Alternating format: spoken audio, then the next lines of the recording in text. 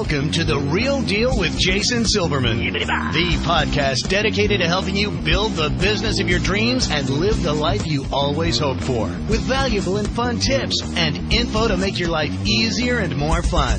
And now, here's your host, a man who sprinkles metal shavings on his breakfast cereal just for fun, Jason Silverman.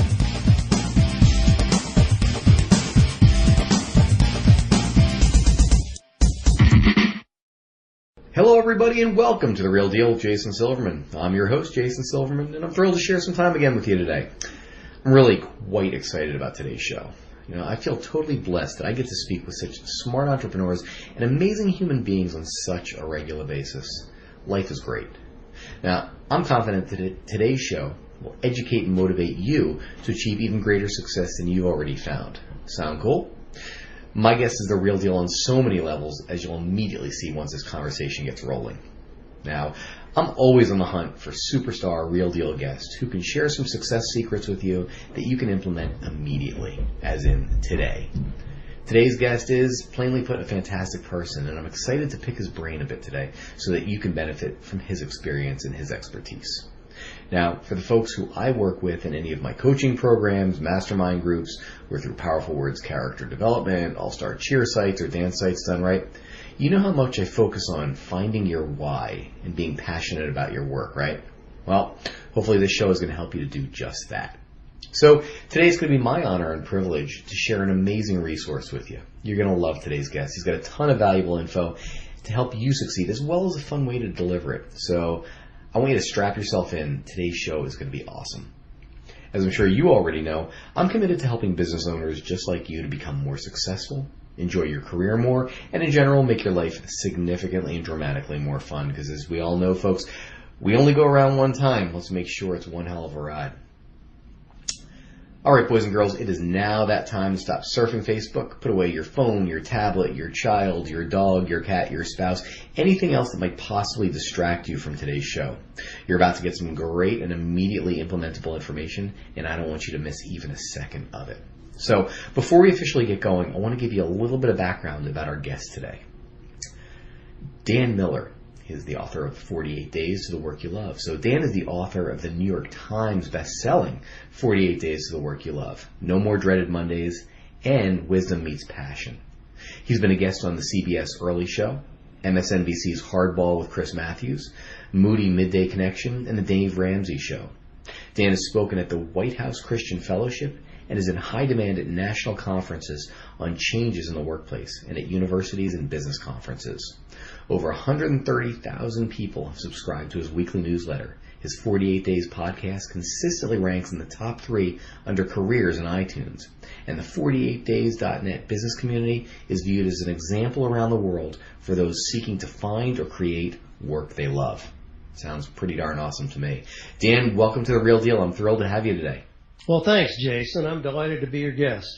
Spectacular. Now, Dan, before we get started, for those who haven't yet had the opportunity and pleasure of meeting you or hearing you speak or reading your book, which you guys must do, take a second, if you would. Share your story with our listeners. What are you passionate about? What makes you tick? Who is Dan Miller?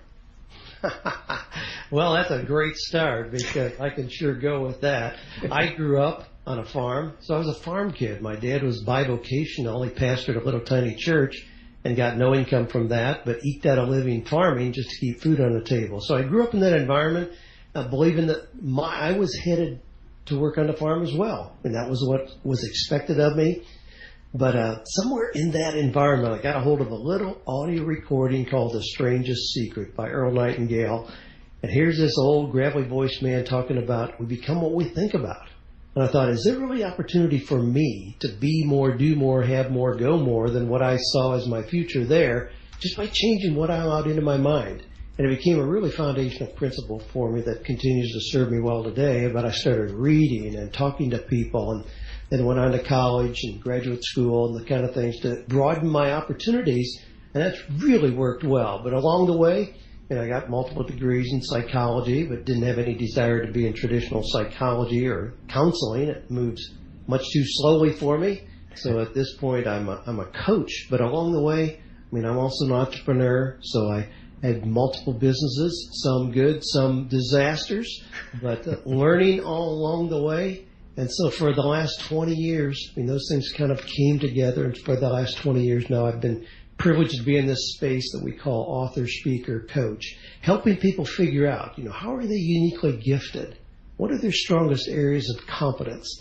And then how to translate those into daily work that is meaningful, purposeful, and profitable, I might add. A lot of people think if I do what I really want to do, I'm going to have to learn to live on beans and rice. No, it works exactly the opposite. Find your sweet spot and money will show up in unexpected ways. I love it. I want to dive right in. To me, the first most obvious question that I need to ask you, and hopefully you have a perfect answer for this, is, what have you found to be the recipe for finding work that you love? 85% of the process, Jason, comes from looking inward. A lot of people are chasing something out here. They're looking for the get-rich-quick thing and are going to be disappointed. 85%, slow down, take a deep breath, look inward at what you already know about yourself. What are those unique skills that you have? Things that you do perhaps better than anybody else. What's your personality traits? How do you relate to other people? What kind of environment you're most comfortable in? And the third area is what I call values, dreams, and passions. And what are those things that you're drawn to, even if money is not an issue? But in looking at yourself in that way, you start to see clear patterns emerge. And from those, we can then define, this is the kind of work that would embrace all of those and bring those together. So it's not as magical or elusive as you might think. You don't have to just get lucky. It is a very strategic process of looking at what's very obvious already and then creating a clear plan of action. But a lot of people never allow themselves to do that. They're always just looking for an external solution. Who's hiring? Where can I get $1 an hour raise? And they spend their entire lives just chasing that paycheck, only to discover at 65 they never really lived an authentic life. It's a fabulous answer.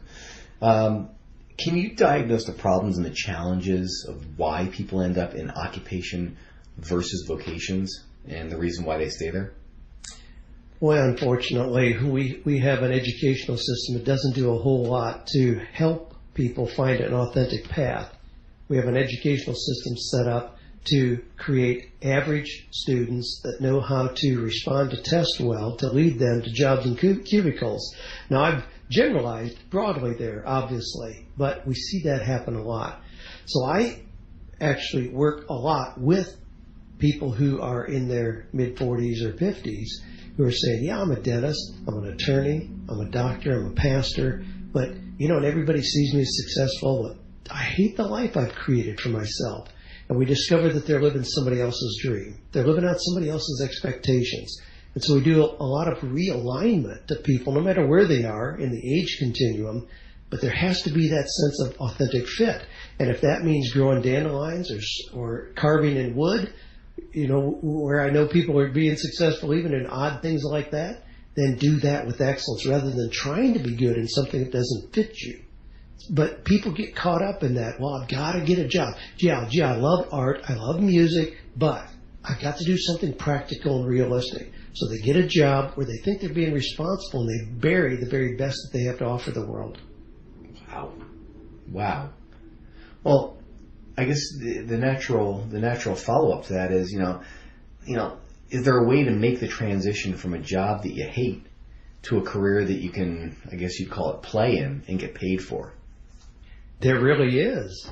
It's not that mystical to be able to do that. Now, a lot of people get to the yes, but real quickly. Yes, but, they provide insurance for me. I get a paycheck every Friday. How am I going to step away from that and have any kind of security? But the real irony is a lot of people are in the kind of position where they get a paycheck every Friday. They have zero security. They just have the illusion of security. I mean, I spoke to the execs just down the road from me here when they closed the Saturn plant, a General Motors manufacturing plant. Well, everybody was convinced it'll never happen. It's too big to fail. Somebody will step in and save it. Well, it didn't happen. They closed the doors. And I talked to those people, and they were like, what else could we possibly do? I mean, you got to be kidding me. This is such a microcosm of what the possibilities are. You got to look inside, figure out what it is you do exceptionally well. There are tons of opportunities to apply that in new ways. And that is true, Jason, for people who have had professional training as well. So if somebody is an attorney or a physician or a dentist, they're not trapped in that. We can look at transferable areas of competence and move them into new things that may seem surprising or may seem like a really restart to other observers, and yet we're still putting them on an authentic path that usually validates a lot of what they've already done. Well, I guess a tangential question then is going to be, how could a person, reinvent themselves, stay in their current job? Like for those who aren't willing to call it jump off the cliff, is there a way for them to really find themselves born again in their current job? Many times there is, and that's a very reasonable question to look at it in that way. I mean, if somebody is a teacher, do they have to just walk away from that because they hate the confrontational classrooms of today? No, not at all. They don't have to walk away, but they may be involved with a homeschooling group. They may tutor. They may teach at a parochial program or something that's much more, exclusive. There are a lot of ways to take the skills that somebody has and redirect them gently within the same profession or industry. It doesn't always mean we just burn the bridges and go in a totally different direction. Not at all. I mean, there's usually a lot of good reason for somebody having pursued something, even if they're frustrated in what they're doing. But if we take something that's a very common occupation like nurse, I mean, we know that where you live and certainly where I live, there's thousands of opportunities to be a nurse. Under that one umbrella of career title, there are thousands of different ways that is applied, thousands of different kind of corporate cultures, environments. So it's not one size fits all. It's not black and white. So a lot of times we can move that person within the same industry and often within the same company. A lot of times what happens in a company is a person is rewarded for excellent performance by being moved into something where they have no competence at all. That's an unfortunate thing, but we do that a lot. We see that in a lot of industries.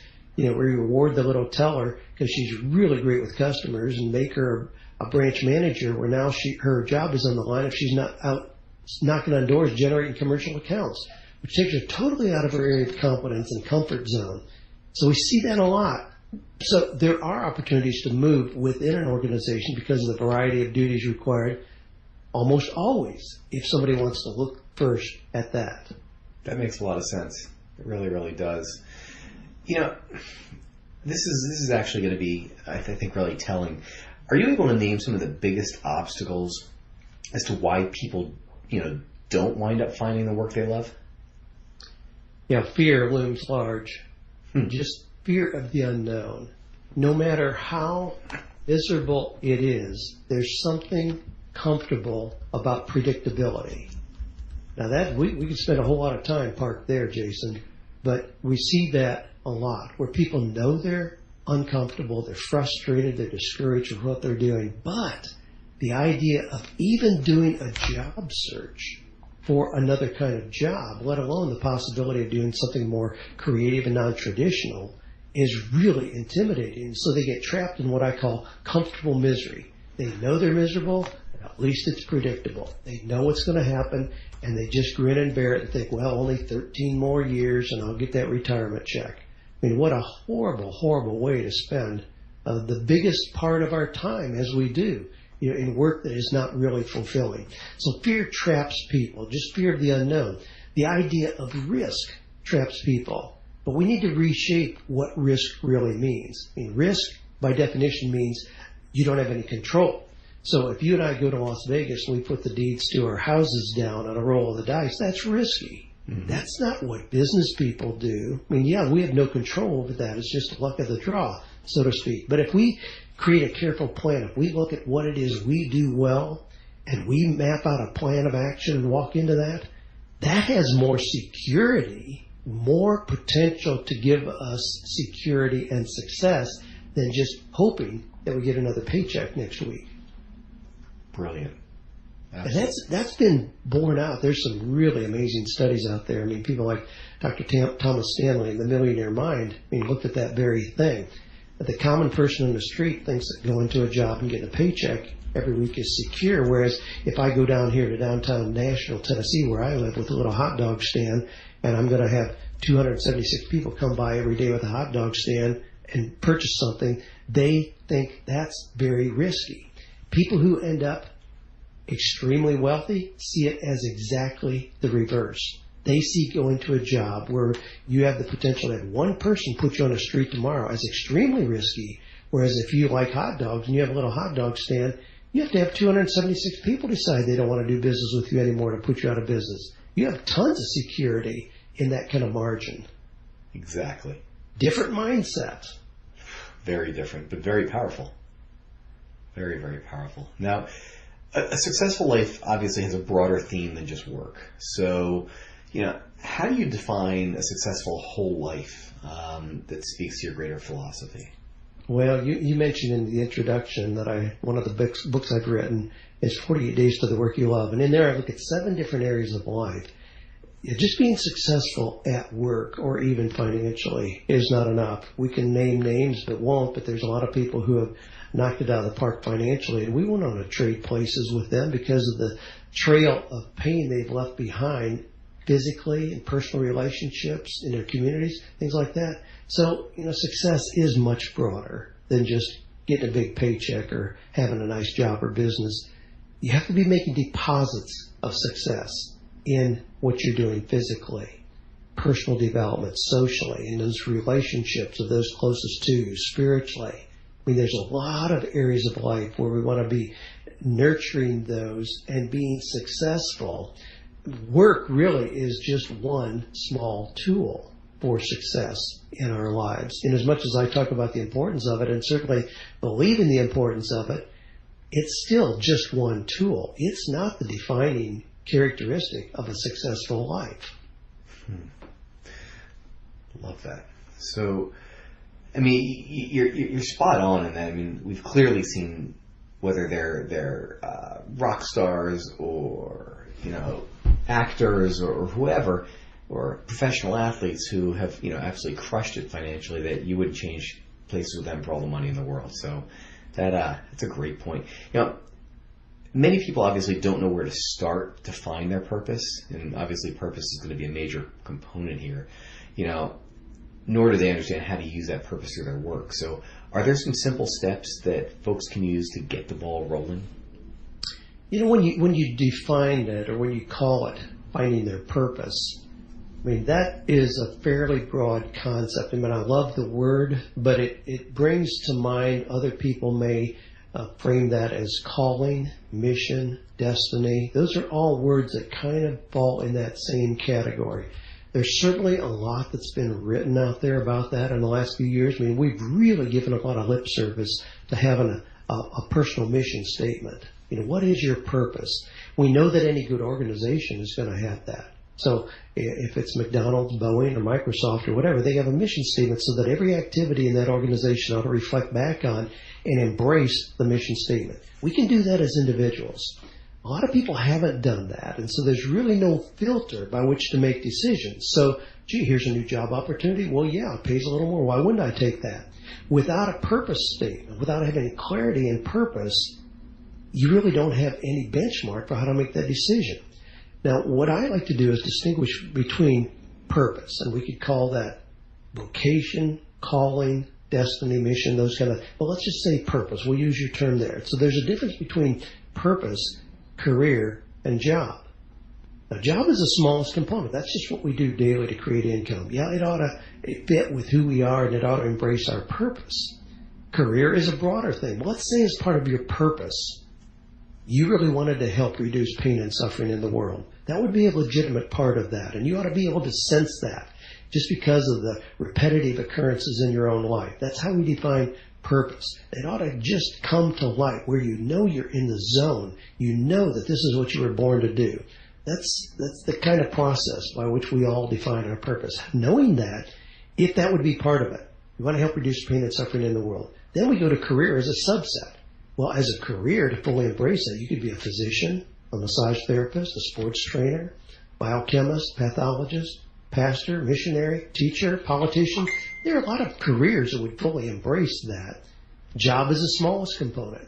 But we usually get those reversed in terms of how we prioritize them. People get so micro-focused on the job that it becomes consuming. It's all important.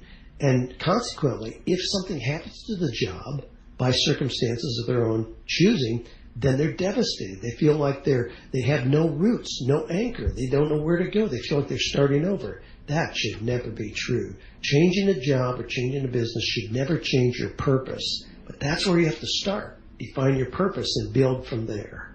Makes a lot of sense, actually. I don't know that I've ever heard it defined like that so clearly. So thank you for doing that. Oh, thank you. If you would, speak to the person who right now is stuck in a bureaucracy and is dying to start their own business. Are there keys to becoming your own boss? And why should people even consider this in today's world? My basic feeling is that if somebody has a potential to start their own business and they don't, they're going to regret it. Now, do I think that everybody ought to be some raving entrepreneur? Not at all. There are a lot of people for whom the best choice is going to be a traditional job. But what I encourage people to do, especially in times of transition, is to recognize the broad continuum of possibilities that we have in work models. Having a traditional job is only one. We can come along that continuum and look at consultant, contingency worker, independent contractor, entrepreneur, freelancer, self-employed, electronic immigrant. We get all kinds of terms that are defining legitimate work models. And we're rapidly approaching the time when only 50% of the American workforce will be employees. The rest are going to be all those other terms that I just described. So it's not some jumping off the cliff where you have to be, Donald Trump, or Mark Cuban in order to survive as an entrepreneur. Not at all. You may be a bookkeeper or graphic designer and simply decide that you're going to have just a real soft transition to where instead of having one customer, which is by definition what having a job would be, to having 5 or 8 or 10 or 15 customers. That's all it is. You can continue doing the same thing. So it's not some dramatic thing, especially in today's environment, Jason, where most of us are involved in knowledge work, not production work. If you're working on the line at General Motors, you go home at night, you leave the means of production there at their facility. Most of us today with the kind of work that we're involved in are knowledge workers. We go home at night, we take the means of production home with us because it's between our own two ears. That gives us maximum flexibility and it softens these transitions. And what that means also is somebody can start something on the side, their own little business, without jeopardizing what they're doing currently. There are a lot of things where if you invest 4 or 5 hours a week, you can start something that generates real viable income. You may want to wait till it's generating 50% of your current income to make that transition, which softens that move even more. Absolutely. Absolutely. That's actually great advice. I remember when I went from, again, it was still entrepreneurial. I already owned one business and I was looking to transition into another. But I didn't feel comfortable doing that until, I knew that, my mortgage was taken care of and all those important things that I wanted to hold on to. So that's great advice. I've started multiple businesses. I love the process, but I've always had not a backup plan, not a safety net in essence, but I also have started things where I didn't want to put the pressure on a business unrealistically right out of the gate. So there are things that I know I can use to generate the income that we need as a family, like, flipping a few cars or doing some remodeling or painting houses or doing landscaping. So I've got a lot of skills I learned back on the farm that I can bring with me that I know I can put legs on immediately to generate income. Our family's never going to go hungry. I can do those as I build the real business that I'm moving into. Makes sense. What do you feel should be included in somebody's life plan? I think this is going to be really important for so many folks. I've heard it said many times that people spend more time planning their vacations and their weekends than they do planning their life. Yeah, they do. It's just never ceases to amaze me. I know that when somebody is 18 years old, it's a tough time to really decide what you're going to do for the next 40 years, but we force kids to do that. I asked a young kid recently how he happened to choose his college major, which was criminal justice. He said, well, we were in the first day of college, and we were in this great big room, and they said, if you're going into accounting, follow this lady. If you're going into biology, follow this lady. He said they were going down alphabetically. I had no clue. I closed my eyes, pointed my finger, opened my eyes. I'm in criminal justice. That's not an uncommon way that people choose something that's going to define how they spend the majority of their time the rest of their life.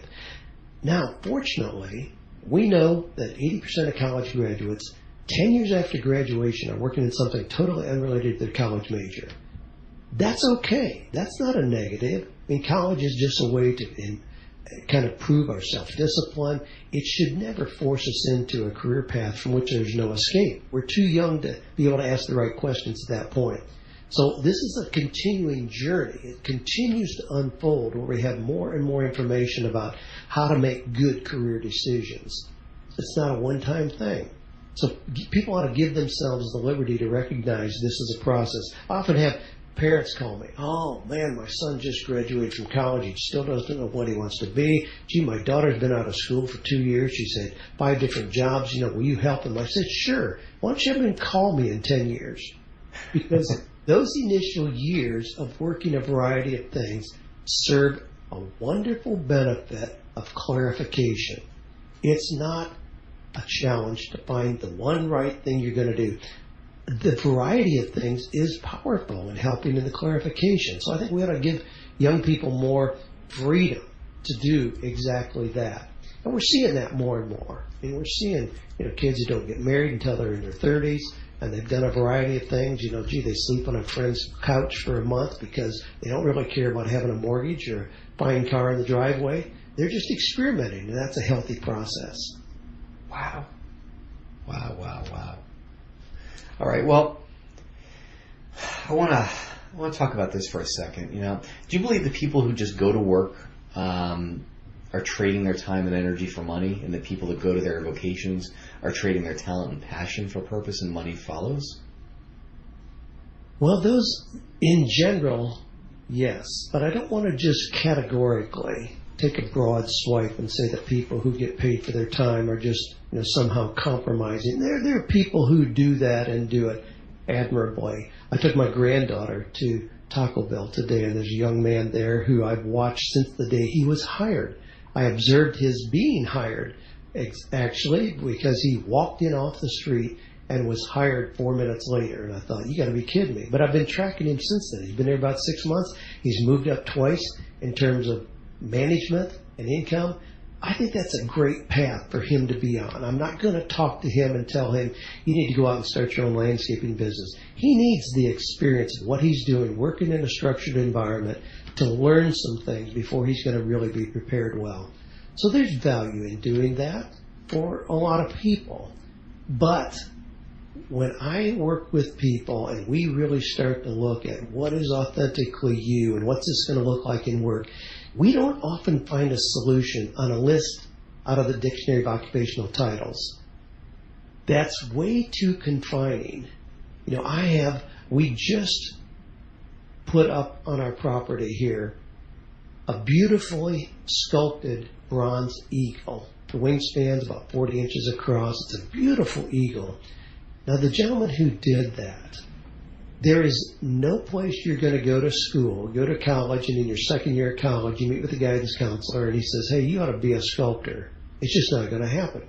They're going to see that as way too risky, off the beaten path. You can't do that. You got to do something practical like computer programming. And we miss the very best that sometimes these kids have to offer.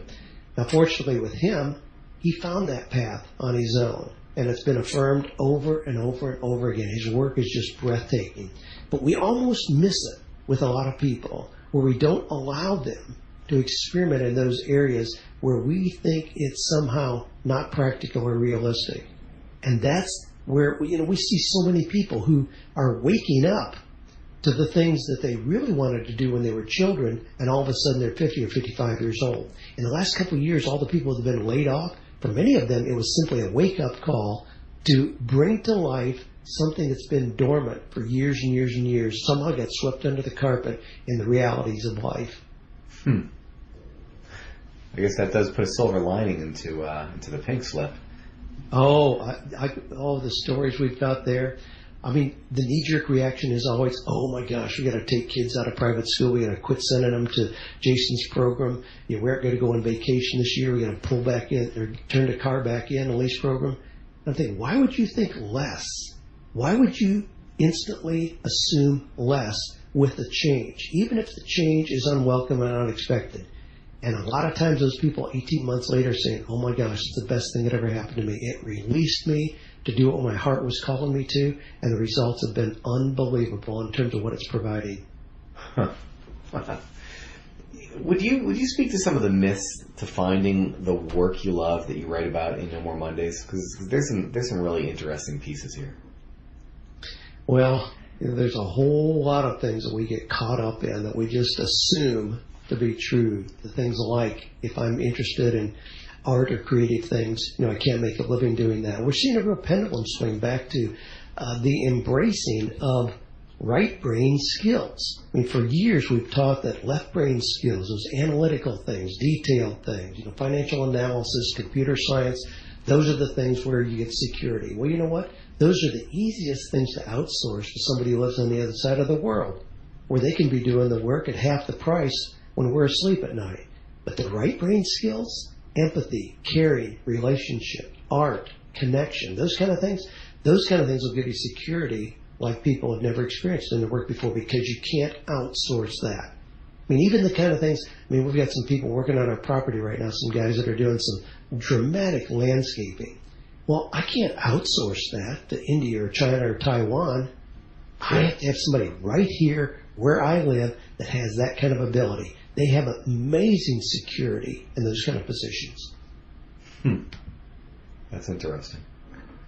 It's very true. We've seen the world getting smaller and smaller through, sites like Elance and all those freelancing sites where people are able to find folks to do things for them that, they haven't wanted to do or choose not to do. So that's spectacular. You use the term a lot, revolutionary thinking. Would you mind, sharing, what is it? Why is it important? You use it a lot, and I think that I think it's probably pretty relevant for everybody listening right now. I really like the term. Revolutionary implies somebody that is going to change things. They're going to kind of break the status quo. So I love that. Also, I like the idea of revolving, because we've seen that in the work models in the United States, certainly, and around the world. But, the United States was not started with these big monolithic companies where we have, 18-story high-rises, when we have essentially a human filing cabinet, where people go up the elevator and walk into their little cubicle for the day. That's a very artificial work environment. And because we have seen in the last few years the dismantling of so many of those big companies, and I'm not saying that, yay, but it's forced the revival of the kind of mom and pop businesses that made our country great initially. And I think that's a healthy thing. So when I say revolutionary, I'm not meaning subversive or terrorist or anything like that. I'm saying see things that other people don't see. A lot of my success has come from simply helping people see things that are right in front of their face, but they just don't have it in their awareness. There's a term that's called reticular activator. And Jason, you're probably familiar with it, but it works like this. If you go out this afternoon and you buy Robin a Volvo 850 Turbo red, tomorrow you're going to see about 6 of those right around where you live. Workhorse sedan, Volvo Turbos red. And you think, geez, did everybody go out yesterday and buy one? No. They were there all along. It just was not in your awareness, even though it's a physical object that you should have been able to see. But it just was not in your awareness. Well, there's a whole lot of things like that. And a lot of what I do is just help people have their idea antenna up, so to speak, so they see things in new ways and recognize the opportunities that are all around us. Brilliant. Absolutely brilliant. All right, it is time for our resource of the week. So, Dan, tell me this. What kind of new projects are you working on? What kind of new books, your life coaching? How can people find out more about you? Well, thanks. My gosh, I've got so many new projects going on. I told my wife recently, I said, people assume that we ought to be slowing down, but I said, you better hang on because we're into the busiest year of my life. And that's true because there's so many fun things to do. Now, speaking of 48 Days for the Work You Love, that came out in 2005. So it's been out a while. I did an update in 2010, but I'm doing a major revision that'll be released in January of 2015. As we're recording this, Jason, that manuscript is due tomorrow. Wow. So it's crunch time. That's been a major project. I'm thrilled about where I am. I can't wait to get the new version out. I've also got another book that I'm working on with my publisher. The working title is Sealed with a Handshake, and it has to do with why businesses are really successful. And it's not fancy social media or technology. It's still the basic foundational principles, integrity, honesty, relationships, those kind of things. I also started a new mastermind a couple months ago that has just been phenomenal. Now, I do a lot of things based around 48. It's my branding number. So guess how many people I have in that mastermind? 48. But with the things that we're doing in terms of sharing ideas and resources has just blown my mind as I've watched how willingly people share to help elevate everybody's success. We do have a coaching mastery program that helps people really develop if they have any affinity for developing their own coaching. A lot of people recognize, people ask me about health questions, parenting or marriage or career or life planning, and we help position them as coaches. That's a coaching mastery program. So most of those things you can find easily at 48days.com. There are links for all those things that I've mentioned. Then we have a pretty spectacular community as well at 48days.net. There's no cost to be involved, but it's people who are linking arms and sharing ideas and resources. As I mentioned, that's where we've got about 14,000 people in that group right now who are doing that so willingly, and we're watching some amazing things happen there. That's marvelous. Absolutely marvelous. All right, so it's 48 days, the number 48days.com and then 48days.net?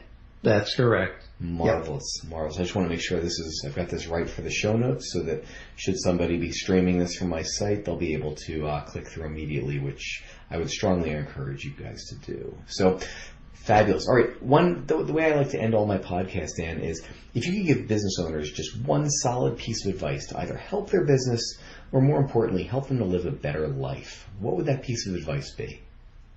Boy, no problem at all. My advice in that regard, the way you framed it, is recognize it's never too late to have a new beginning. You know, I talk to 27-year-olds who say, gee, I majored in the wrong thing in college, and they imply that now they just have to kind of coast into the grave. I think, you got to be kidding me. I mean, I love to see, 65-year-olds say, wow, now that I've put in a normal career, I'm ready to really do what I want to do for the next 20 years and really make a difference in the world. So it's never too late to have a new beginning. I love that. I love it. And for everybody listening, I mean, really think about that. Even a new beginning in what you're already doing. I mean, what a great opportunity for those in the after-school activity world, whether you own a cheer gym, a martial arts academy, a gymnastics club. I mean, what a great, you walk in tomorrow, you could have a new beginning as well. That's a brilliant answer. All right, Dan, thank you so much for joining me today. Didn't realize that your manuscript is due tomorrow. So thank you so much. I know how busy your schedule is, and that just tops the list. Yeah, that for the next 48 hours, I'm going to be nose to the wall here, to get that finished. But now, hey, it was a nice break being able to talk to you, Jason. Thanks for having me on as your guest. Oh, the pleasure's been mine. Great tips. All right, folks, that is all the time we've got today. Thanks for tuning into The Real Deal with Jason Silverman. For more information about private coaching or to see if you'd benefit from one of our mastermind groups, visit us over at www.jasonmsilverman.com. I look forward to helping you achieve the success that you truly deserve. Until next time, let me leave you with this. Guys, get out there and be the real deal. Set a goal, make a plan, work towards it, and achieve the success that you truly deserve. Now's the time. Get out there and make it happen. Go get 'em. This has been Jason Silverman, and I hope you have a spectacular week. You've been listening to The Real Deal with Jason Silverman. To access the great resources mentioned in the show and for information on coaching and mastermind group opportunities with Jason, please visit jasonmsilverman.com.